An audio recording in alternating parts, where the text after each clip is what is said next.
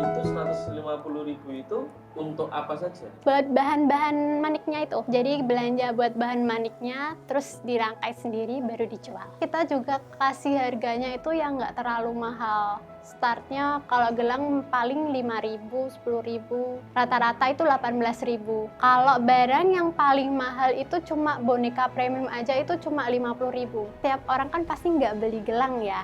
Nah, itu caranya gimana orang-orang tertarik sama gelang aku. Kalau aku itu sistemnya aku ada garansinya seumur hidup. Jadi gelang meskipun harganya cuma 10.000 itu ada garansinya. Itu belum ada di tempat lain. Kalau buat seusia aku jangan takut aja sih, coba dulu. Kan nggak tahu ke depannya itu bakal gagal atau berhasil. Nah, kalau berhasil kan pasti menyesal banget ya.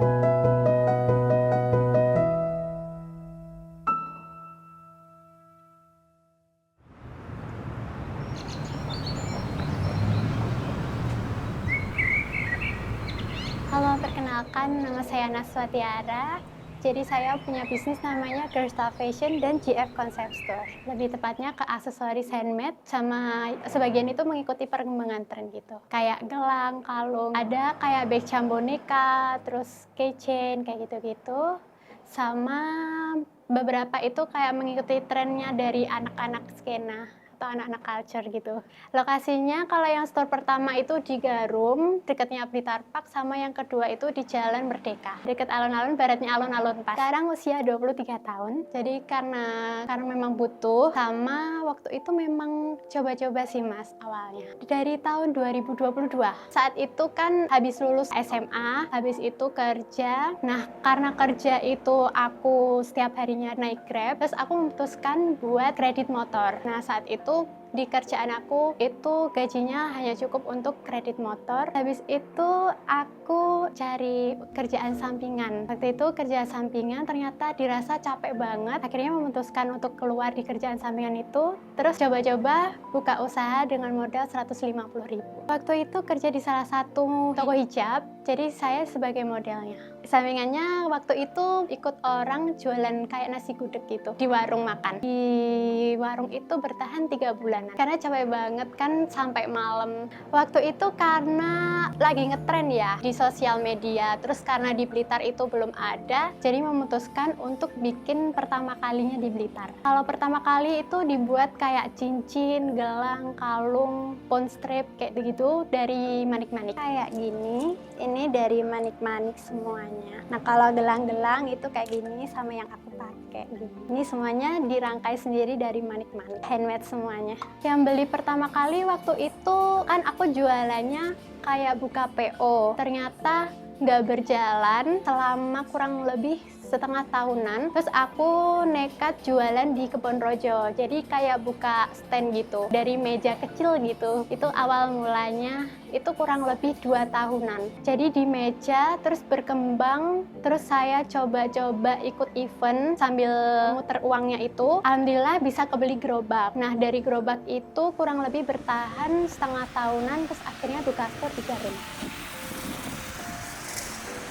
Itu 150.000 itu untuk apa saja? Buat bahan-bahan maniknya itu. Jadi belanja buat bahan maniknya, terus dirangkai sendiri baru dijual. Saat itu kurang lebih bisa dapat 20 atau 30 gelang gitu kali ordernya. Nah, waktu itu gak taunya kenapa tiba-tiba ada orang aja yang mampir gitu kan. Terus aku iseng bikin konten. Ternyata kontennya itu lagi booming. Terus tiba-tiba rame, alhamdulillah rame sampai sekarang. Awal mulanya dari tangan saya sendiri. Terus dirasa ternyata saya sendiri tuh nggak memungkinkan buat ngeristok banyak. Akhirnya saya cari freelance dari anak-anak sekolah. Kalau saya sendiri kurang lebih 4 jaman itu bisa 50 gelang. Kalau omset kurang lebih di satu store itu 30 juta per bulannya. Kalau total keseluruhan, kalau di dua outlet itu kan saat ini masih 1 bulanan. Kemungkinan ya 70 80-an. Dibuat muter terus sih uangnya. Soalnya mindset saya itu saya pengen kedepannya lebih maju lagi. Jadi nggak boleh egois dibuat sendiri gitu sih. Mikirnya buat kedepannya 5 tahun ke depan. Soalnya kan kita nggak tahu 5 tahun ke depan itu bakal ada pesaing atau gimana gitu. Jadi buat jaga-jaga ada tren baru kayak gitu. Produk saya itu kan beberapa ada yang handmade sama ada yang nggak handmade. Jadi belum bisa dipastikan berapa persennya sih Kak. Kemungkinan untuk marginnya sama HPP-nya itu paling 30-40%. Kalau saya pribadi itu enggak matokin persenannya karena saya menyesuaikan sama kebutuhan saya sendiri. Nah, sebagian itu saya kumpulkan buat tabungan. Kalau yang di outline ceritanya itu dadakan banget sih Kak. Jadi tiba-tiba nemu ruko disewakan, nah akhirnya memutuskan buat sewa itu. Itu juga modal nekat sih sebenarnya. Kalau sewanya saat ini per tahunnya 35 juta. Karena kan lokasinya strategis banget ya. Masih masuk, alhamdulillah. Kalau yang di Jalan Merdeka ternyata lebih rame. Kalau aku target marketnya itu lebih ke cewek cowok. Kalau yang di Jalan Merdeka, nah kalau yang di Garum ini lebih ke cewek semua. Jadi lebih memperbanyak pasar. Sekarang masih produksi sendiri? Masih produksi sendiri, nggak bisa dilepas. Iya, sepertinya belum bisa karena kalau model-modelnya itu kan ngikutnya dari saya. Jadi nanti yang meronce tinggal melanjutkan modelnya gitu. Karena konsistensi Mas, lebih tua. Ya, tiap orang kan pasti nggak beli gelang ya. Nah itu caranya gimana orang-orang tertarik sama gelang aku. Kalau aku itu sistemnya aku ada garansinya seumur hidup. Jadi gelang meskipun harganya cuma 10.000 itu ada garansinya. Itu belum ada di tempat lain. Karena kita kan handmade. Paling mentok rusaknya itu kan cuma di bagian tali gelangnya aja. Nah itu masih bisa kita perbaiki. Pokoknya selama materialnya itu masih lengkap semua sih Mas. Itu masih kita kasih free. Paling dia yang klaim garansi itu nggak setiap hari sih Mas. Soalnya kan bisa kepakainya dalam jangka waktu panjang. Jadi tetap masih bisa kok. Masih tetap untung. Soalnya kan cuma memperbaiki aja. Nggak menambah material atau apapun, cuma tinggal merangkai ulang. Kalau aku itu selalu ngikutin trennya, terus sama bikin konten terus sih Mas. Setiap hari itu harus bikin konten, karena dapat customernya itu juga dari konten. Kayak bikin konten apa yang lagi menarik kayak gitu. Kalau ngikutin tren itu kayak lebih tepatnya ke produknya sih. Jadi produknya apa yang lagi tren itu kita ikutin. Seperti Beckham, terus kan sekarang itu kan lagi maraknya anak-anak skena nih. Nah itu aku ngikutin juga dari situ yang mereka suka apa. Contohnya kayak kalung kayak gitu-gitu. Nah, jadi ngikutinnya dari situ. Kayak anak muda sekarang nih lagi suka apa. Nah, itu aku ikutin terus. Iya, masih menjanjikan banget. 4 tahun ini masih berjalan, malah sekarang tuh banyak banget yang jualan kayak aksesoris gini-gini. Kan memang lagi trennya. Jadi memang sekarang ini lagi ngetren banget untuk yang aksesoris manik-manik kayak gitu-gitu.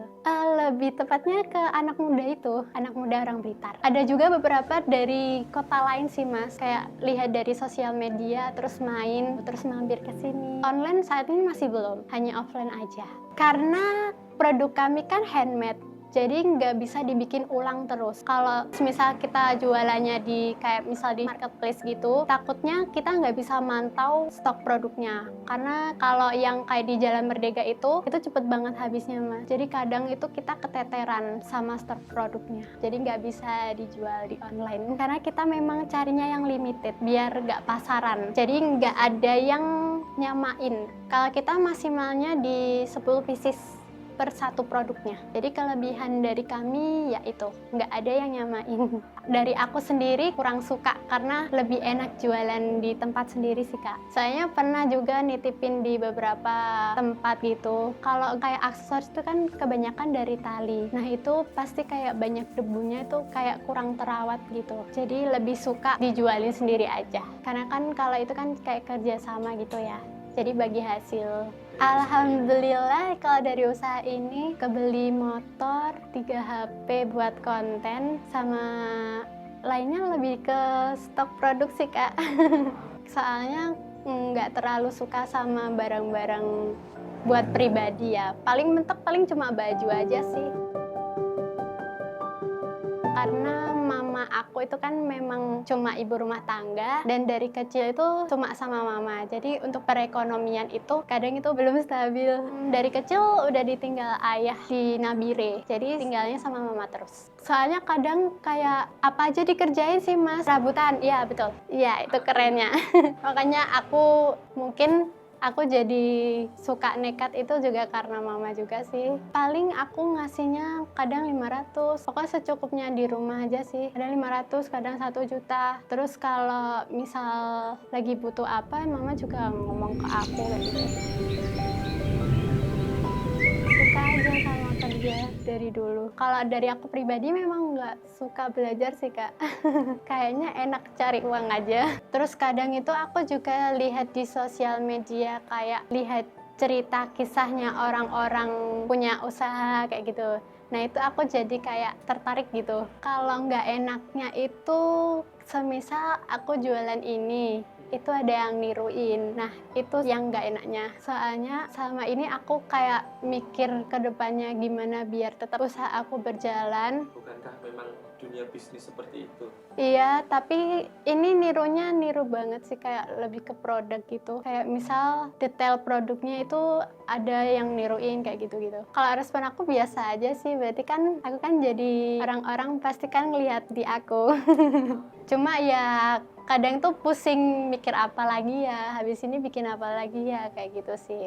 Tapi it's okay kalau ditiru. Nggak ada inspirasi sih Kak, kayak kadang tuh ngasal ngeronce aja terus jadi gitu. Kalau ngelihatnya itu lebih ke tren aja sih, kayak lagi ngetrennya kayak gimana kayak gitu. Soalnya nggak bisa niru itu kan dari beatsnya itu kan beda-beda. Jadi kan kita nggak tahu beatsnya itu dari mana. Nah, jadi ngikutinnya paling cuma trennya aja. Kemungkinan nanti ada bisnis lain. Sebenarnya dulu aku sekolah di kecantikan. Kemungkinan kalau misal punya tabungan lagi, mungkin merambat ke dunia kecantikan lagi.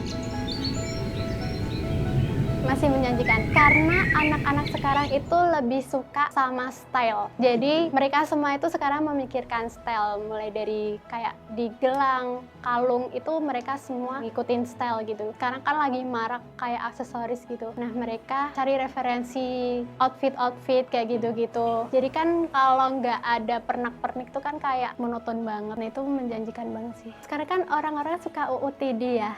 Jadi kayaknya lebih ke itu sih, bisa menjanjikannya. Kita juga kasih harganya itu yang nggak terlalu mahal. Startnya kalau gelang paling 5.000, 10.000, rata-rata itu 18.000. Kalau barang yang paling mahal itu cuma boneka premium aja itu cuma 50.000. Sejauh apa ya, pokoknya terus berkembang aja sih Mas. Kalau bisa buka cabang di tempat lain, di kota lain. Kalau buat seusia aku, jangan takut aja sih, coba dulu. Kan nggak tahu ke depannya itu bakal gagal atau berhasil. Nah kalau berhasil kan pasti menyesal banget ya. Kalau gagal kan bisa diulangi. Kalau berhasil kan nggak bisa diulangi kalau misal mau nyoba-nyoba itu. Lebih tepatnya ke nekat sama konsisten. Kalau nggak konsisten juga nggak bakal bisa berhasil. Soalnya semisal nih di fase sepi, terus orang nggak konsisten pasti kan bakal udah tutup kayak gitu. Nah kalau orang konsisten kan bakal mikir gimana caranya bakal rame lagi. Dari saya Naswa Tiara, owner dari Girlstar Fashion yang berlokasi di Pojok Garum sama di Jalan Merdeka.